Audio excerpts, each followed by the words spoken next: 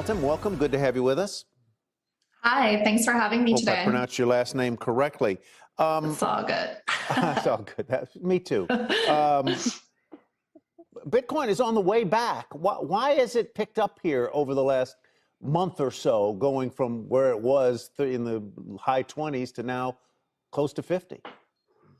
Yeah, that's a great question. I wish I could give you absolutes, but at CoinShares, we manage $5 billion in assets under management in our crypto-related ETPs. We also have an active trading business and an investing business. We like to look at data, and as we look at data, one of the things we track is fund flows. There's over 50 billion in assets under management in crypto-related products around the world. What we saw throughout the summer, after May coming off those highs, we saw consecutive weeks of outflows. We've seen some small reversals to net inflows here and there, but this last stretch, we had 6 weeks of net outflows. This past week marked the first week of net inflows in size. I think really what we saw there is a lot of institutions entered the Bitcoin trade in early 2021. They wanted to take some risk off the table, maybe crystallize some of those gains in their P&L for the year. So we did see some profit taking, some selling over the summer. Now that we're headed into the fall, I think sentiment has definitely shifted. Saw some data around 17% of Americans now owning Bitcoin. Crypto is obviously a huge part of the discussion around the infrastructure bill. So I think we're seeing a sentiment shift, and with that, we're seeing increased allocation back into Bitcoin and other cryptocurrencies. 17% of Americans own a cryptocurrency. Did I hear that right? They own Bitcoin, not just any cryptocurrency. Bitcoin, that is correct.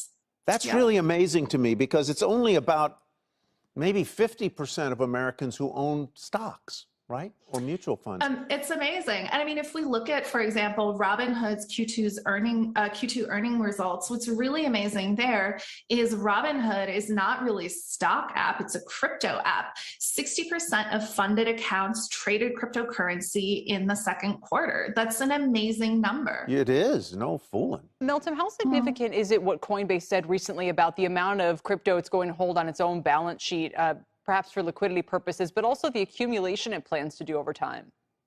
Yeah, absolutely. I think that's a really great point. And again, Coinbase is by no means the first. We have to give a shout out to Michael Saylor and MicroStrategy for being the first publicly listed company to hold crypto on their balance sheet in size.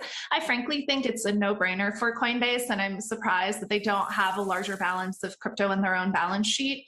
At CoinShares, we're publicly listed. We also hold some crypto on our balance sheet, and I think actually it will become more common for firms to do so. The challenge to date, though, has been many of the accounting standards are still, very difficult when it comes to crypto. So hopefully we'll see some resolution there as well.